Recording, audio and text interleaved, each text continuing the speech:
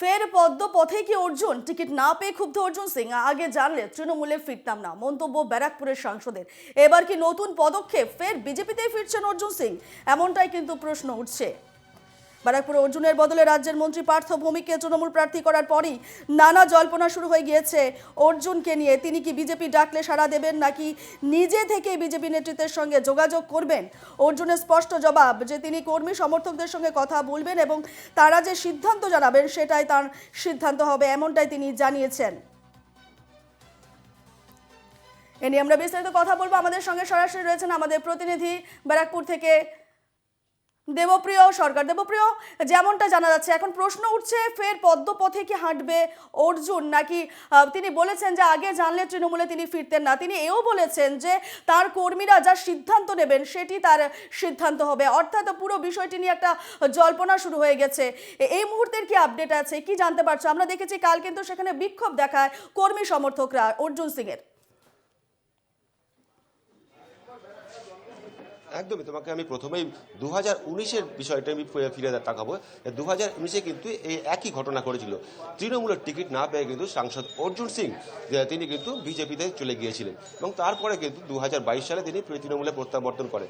আর ঠিক তারই পুনরাবৃত্তি কিন্তু এবারে 2024 লোকসভা নির্বাচনের আগেও কিন্তু ঠিক একই ঘটনা পুনরাবৃত্তি হতে চলেছে এবং যেখানে গতকাল কিন্তু ব্রিগেডের তৃণমূলের যে জনগর্জন সভা, সেখানে তৃণমূলের প্রার্থী তালিকা ঘোষণার সময় কিন্তু ব্যারাকপুর থেকে যে সাংসদ প্রার্থী যিনি, তাকে অর্জুন সিংকে না দিয়ে তাকে দেওয়া হয় কিন্তু নৈহাটি বিধায়ক পার্থ ভৌমিককে। সেক্ষেত্রে কিন্তু সাংসদ অর্জুন সিং যথেষ্টই কিন্তু ক্ষোভ প্রকাশ করেছেন এবং যথেষ্ট কিন্তু হতাশা হয়ে পড়েছেন যে তিনি কিন্তু আশা করেছেন যে তাকে কিন্তু ব্যারাকপুর থেকে প্রার্থী করা হবে। সেক্ষেত্রে তাকে কিন্তু বিজেপি থেকে তৃণমূলে প্রত্যাবর্তন করানো হয়েছিল, ক্ষেত্রে তাকে কিন্তু প্রার্থী করা হয়নি এবং তাকে কিন্তু যেটা সূত্র মারফত জানা যায় তাকে কিন্তু অন্য লোকসভা কেন্দ্র থেকে প্রার্থী করার কথা জানিয়েছিল তৃণমূল নেতৃত্ব, কিন্তু তিনি তা কিন্তু কোনোভাবেই রাজি হননি। তিনি ব্যারাকপুর ছাড়া কোনো জায়গায় কিন্তু দাঁড়াবেন না, এমনটাই কিন্তু তিনি জানিয়েছিলেন। সেই আশ্বাসেই কিন্তু তৃণমূলে প্রত্যাবর্তন করেছিলেন। তারপরেও কিন্তু গতকালের এই ঘটনার পর কিন্তু যথেষ্টই হতাশাগ্রস্ত হয়ে পড়েছেন এবং যে 2019-এ তিনি যখন এই ঘটনার পর যখন বিজেপিতে যোগদান করেছিলেন, সেই ঘটনা কি পুনরাবৃত্তি হবে কিনা সেটাই কিন্তু এখন প্রশ্ন। যদিও তিনি জানিয়েছেন যে তিনি ব্যারাকপুর থেকেই দাঁড়াবেন এবং ব্যারাকপুরে মানুষ তাকে চায় এবং মানুষকে তিনি কিন্তু কোনোদিন ঠকাননি। সেক্ষেত্রে ব্যারাকপুর থেকেই তিনি দাঁড়াবেন। সেক্ষেত্রে বিজেপিতেই প্রত্যাবর্তন করে বিজেপির টিকিটে কি ব্যারাকপুর থেকে তিনি প্রার্থী হবেন, সেটা কিন্তু এখন প্রশ্নের মুখে রয়েছেন। কিন্তু এই প্রশ্ন কিন্তু তার জবাবের পরে জানা যাবে। তিনি যেটা জানিয়েছেন যে তার যা কর্মী সমর্থক যারা তার অনুগামীরা রয়েছে তাদের সাথে কথাবার্তা বলে তিনি সিদ্ধান্ত নেবেন। তবে সূত্র মারফত যেটা জানা যাচ্ছে তিনি কিন্তু আজই দিল্লি উড়ে যাচ্ছেন এবং আজই দিল্লি উড়ে গিয়ে কিন্তু তিনি বিজেপিতে যোগদান করতে চলেছেন, এমনটাই কিন্তু সূত্র মারফত জানা যাচ্ছে। সেই ক্ষেত্রে কিন্তু লড়াইটা কিন্তু আসন্ন লোকসভা নির্বাচনে এই ব্যারাকপুর লোকসভা কেন্দ্র থেকে কিন্তু লোকসভা নির্বাচনে যথেষ্টই কিন্তু জোরদার লড়াই হবে, যে একেবারে কিন্তু সম্মুখ সমরে নৈহাটি বিধায়ক পার্থ ভৌমিক, অন্যদিকে ব্যারাকপুর সাংসদ বিদায়ী সাংসদ অর্জুন সিং এর লড়াইটা কিন্তু একদম জোরদার হতে চলেছে এই ব্যারাকপুর লোকসভা কেন্দ্রে কিন্তু একেবারে। রূপা, একেবারে দেবপ্রিয়, আমরা দেখেছি কাল বিক্ষোভ, সেখানকার স্থানীয়দের ব্যারাকপুরবাসী কিন্তু চাইছে অর্জুন সিংকে, অথচ তৃণমূলের তরফ থেকে ব্যারাকপুরে টিকিট দেওয়া হয়েছে পার্থ ভৌমিককে। সেক্ষেত্রে যে ছবি আমরা কালকে দেখেছি, একেবারে উত্তপ্ত হয়ে ওঠে ব্যারাকপুর এবং তারপর অর্জুন সিং এর যেটা মন্তব্য আমরা শুনেছি যে কর্মীদের সিদ্ধান্ত হবে শেষ সিদ্ধান্ত। সেক্ষেত্রে আজ দাঁড়িয়ে আজ কি প্রতিক্রিয়া তুমি দেখতে পাচ্ছ তার কর্মী সমর্থকদের, বা স্থানীয়রা কি বলছেন, কি চাইছেন তারা এই মুহূর্তে, বা অর্জুন সিং এর তরফ থেকে কি ধরনের পদক্ষেপ হতে পারে, আগামী পদক্ষেপ? দেখো, এই মুহূর্তে আমি যেখানে দাঁড়িয়ে রয়েছি একেবারে জগদ্দলা মেঘনা মোড়ে সাংসদ অর্জুন সিং এর বাড়ির সামনে, যেখানে একটা ইঙ্গিত কিন্তু অত্যন্ত স্পষ্ট হয়ে দাঁড়াচ্ছে। যেখানে কিন্তু সাংসদের বাড়ির সামনে এখানে তৃণমূলের পতাকা কিন্তু সাজানো ছিল, কিন্তু আজ সেই তৃণমূলের পতাকা কিন্তু এখান থেকে উধাও হয়ে গিয়েছে। আচমকা কিন্তু উধাও হয়ে যাওয়ায় কিন্তু স্বাভাবিকভাবেই কিন্তু যে তৃণমূলে তিনি থাকছেন না, এমনটা কিন্তু একেবারে স্পষ্ট হয়ে দাঁড়িয়েছে। এই ইঙ্গিত যে কোন পথে যাচ্ছে তিনি, বিজেপিতে নাকি অন্য কোনো পদক্ষেপ নিতে চলেছেন, তা নিয়ে কিন্তু প্রশ্ন থেকে যাচ্ছে। কিন্তু তৃণমূলের যে তিনি থাকছেন না এই কথা কিন্তু একেবারে স্পষ্ট। যেখানে তোমাকে দেখাবো এই চত্বরটা, যে একদম সাংসদের বাড়ির এলাকা জগদ্দল মেঘনা এলাকায়, সেই মেঘনা এলাকায় তৃণমূলের পতাকা কিন্তু সাজানো ছিল এবং সাংসদের বাড়ির সামনেও কিন্তু বেশ কয়েকটি তৃণমূলের পতাকা ছিল। সেই পতাকা কিন্তু উধাও হয়ে যায়, কিন্তু স্বাভাবিকভাবে প্রশ্ন উঠছে। যদিও তিনি জানিয়েছেন যে তার কর্মী সমর্থক যার অনুগামী রয়েছে তার সাথে আলোচনা করেই কিন্তু তিনি সিদ্ধান্ত নেবেন, কিন্তু সূত্র মারফত জানা যাচ্ছে আজই তিনি কিন্তু দিল্লি উড়ে গিয়ে সেখানে বিজেপিতে যোগদান করবেন এবং বিজেপির টিকিটে তিনি এই ব্যারাকপুর লোকসভা কেন্দ্র থেকে লড়াইটা করবেন কিনা সেটা কিন্তু এখনো প্রশ্নের মুখে রয়েছে। কিন্তু পরবর্তী পরবর্তী পদক্ষেপে কিন্তু তার জানা যাবে এবং কিছুক্ষণ পরেই তো সাংসদ হয়তো তার সাথে কথা বলা সম্ভব হবে। তার সাথে কথা বলার পরে কিন্তু সমস্ত বিষয়টা স্পষ্ট হয়ে যাবে এবং তিনি এই লোকসভা নির্বাচনে যদি বিজেপির টিকিটে লড়াই করেন প্রার্থী হিসেবে, সেক্ষেত্রে কিন্তু লড়াইটা কিন্তু অত্যন্ত জোরদার হবে, যেহেতু তার এই একদম সহযোদ্ধা ছিলেন, একসময়কার সহযোদ্ধা, সেই সহযোদ্ধা পার্থ ভৌমিকের সঙ্গে কিন্তু একদম সম্মুখ সমরে এই লোকসভা নির্বাচনে লড়াই হতে চলেছে এবং এই লড়াইয়ে শেষ পর্যন্ত শেষ হাসিটা কে হাসে সেটাই কিন্তু এখন দেখার। রূপা, একেবারে তোমার থেকে আরো একটা বিষয় জানতে চাইবো, যেহেতু তিনি কর্মী সমর্থকদের উপরে পুরো বিষয়টা চেপে দিয়েছেন, সিদ্ধান্তটা একেবারে কর্মী সমর্থকদের সিদ্ধান্তের উপর চেপে দিয়েছেন, সেক্ষেত্রে আজকের দিনে কর্মী সমর্থকরা কি ধরনের প্রতিক্রিয়া জানাচ্ছে, তুমি কি জানতে পারছো এই বিষয়ে?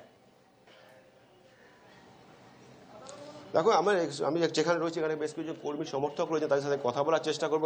আমি এখানে যারা এসছেন, যারা কর্মী সমর্থক রয়েছে, তাদের তারা কি ভাবছেন, তারা কি বলছেন, এই মুহূর্তে আমরা কথা বলবো যে তার সাংসদের যিনি অনুগামী এবং সমর্থক তিনি কি বলছেন। দাদা, গতকাল ঘটনা দেখলাম যে ব্যারাকপুর লোকসভা কেন্দ্রে সাংসদকে টিকিট দেওয়া হলো না, সেক্ষেত্রে আপনারা কি মনে করছেন? না, আমি আগেও বলেছি, এখনও বলছি, অর্জুন সিং একটা ব্র্যান্ড। গতবার আমার সঙ্গে কথা হয়েছে আপনাদের সংবাদ মাধ্যমে, আমি বলেছি অর্জুন সিংয়ের শুধু নামটাই ব্যারাকপুরের জন্য কাফি আছে। অর্জুন সিং সাধারণ মানুষের কাছে আমরা অ্যাপিল করেছি বা করব, সাধারণ মানুষ যেটা আমাদেরকে নির্দেশ দেবে এমপি সাহেব সাধারণ মানুষের কথা শুনে সেটাই করবে। আগামী পদক্ষেপ কি মনে করছেন? সাধারণ মানুষ যা বলবে সেটাই পদক্ষেপ হবে।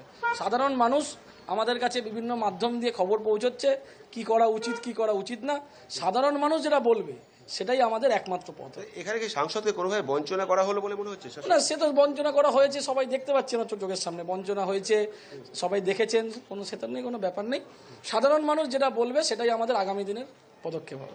শেষ হাসিটা কি হাসবে, কি মনে করছেন আপনারা? শেষ হাসি ব্যারাকপুরের জনগণ হাসবে। ব্যারাকপুরের জনগণ সাংসদ সাহেবকে যা নির্দেশ দেবে, সাংসদ সাহেব এখানকার ভূমিপুত্রর কাজই হচ্ছে ভূমির মানুষরা যে কথা বলে সেটা মেনে নেওয়া। ভূমির মানুষরা সাংসদ সাহেবকে যা নির্দেশ দেবে সাংসদ সাহেব সেই কথা শুনে ময়দানে আসবে।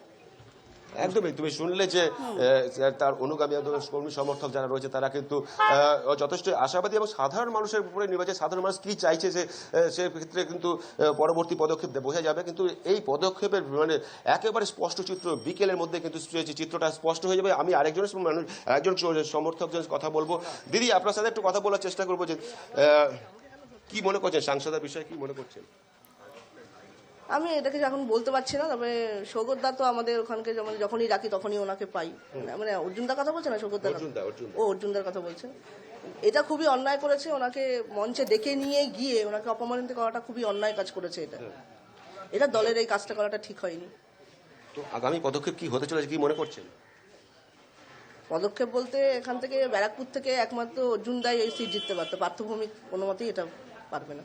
তিনি যেমনটা জানাচ্ছেন দলীয় কর্মী সমর্থকের সাথে কথা বলে আলোচনা করে সিদ্ধান্ত নেবেন। আপনারা তাহলে কি মনে করছেন? আমরা এখন দেখছি কি করা যায়। এটা দেখো, এখনো পর্যন্ত কিন্তু চিত্রটা এখনো কিন্তু স্পষ্ট নয়, আর কিছুক্ষণের মধ্যে থেকে কিন্তু চিত্রটা স্পষ্ট হতে শুরু করবে। কিন্তু যেই চিত্রটা আমি তোমাকে দেখাবো যে এই এলাকায় তৃণমূলে কিন্তু পতাকা একেবারেই উধাও হয়ে গিয়েছে। যেখানে দেখা যাচ্ছে যে এখানে সাংসদের বাড়ি, সেই সাংসদের বাড়ি জগদ্দল মেঘনা এলাকা, সেই বাড়ির সামনে কিন্তু তৃণমূলের পতাকা একটা সময় ছিল, কিন্তু আজ কিন্তু সকাল থেকেই সেই তৃণমূলের পতাকা উধাও হয়ে গিয়েছে। সেক্ষেত্রে কিন্তু ইঙ্গিতটা যথেষ্টই কিন্তু স্পষ্ট। এবং সব থেকে আরেকটা বড় কথা বলে রাখি যে সাংসদকে যাতে টিকিট না দেওয়া হয় সেই বিষয়ে কিন্তু জগদ্দল বিধায়ক সোমনাথ শ্যাম থেকে শুরু করে বীজপুর বিধায়ক সুবোধ অধিকারী কিন্তু বারংবার কিন্তু কখনো প্রকাশ্য মঞ্চ থেকে বা কখনো সংবাদ মাধ্যমে মুখোমুখি হয়ে সাংসদের বিরুদ্ধে কিন্তু ক্ষোভ উগড়ে দিয়েছিলেন। এবং সেই ক্ষোভের কি আজকে নৈতিক জয় হলো সাংসদ অর্জুন সিংয়ের বিরুদ্ধে জগদ্দল বিধায়ক সোমনাথ শ্যাম এবং সুবোধ অধিকারী? এটা কিন্তু এখনো প্রশ্নের মুখে রয়েছে। কিন্তু এই ক্ষোভ এবং কে নৈতিক জয় হলো সেটা কিন্তু এই লোকসভা নির্বাচনে কার জয় হয়, শেষ হাসিটা কে হাসে, সেটাই কিন্তু এখন দেখার বিষয়। একেবারে দেবপ্রতি, তুমি এই খবরে নজর রাখো, পরে তোমার সঙ্গে ফের যোগাযোগ করছি। আপাতত তোমাকে ধন্যবাদ জানাচ্ছি। যেমনটা আমরা জানাচ্ছিলাম, অর্জুন সিং 5 বছর আগে তৃণমূলের টিকিট না পেয়ে বিজেপিতে গিয়েছিলেন, সাংসদ হয়ে তৃণমূলে ফিরেছেন। এখন লোকসভা নির্বাচনের আগে তৃণমূলের টিকিট না পেয়ে কি আবার বিজেপিতে যাবেন তিনি, তা নিয়ে কিন্তু একটা জল্পনা শুরু হয়েছে, একটা প্রশ্নচিহ্ন দেখা যাচ্ছে। তার পরবর্তী পদক্ষেপ কি হবে তা কিন্তু সময়ই বলবে।